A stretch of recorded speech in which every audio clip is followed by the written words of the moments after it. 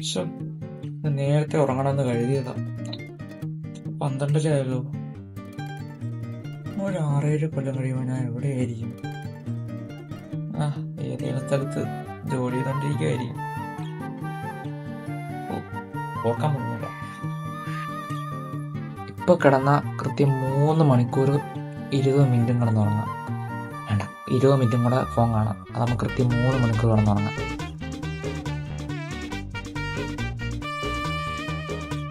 അല്ല, ഞാൻ വീടിന്റെ ഫ്രണ്ട് ഡോർ പൂട്ടിയതാണോ?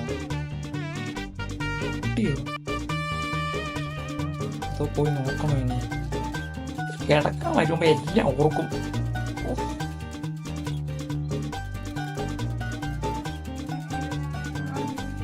ഇനി ഈ ഫാമല നെഞ്ചത്തോട് വന്ന് വീഴുവോ?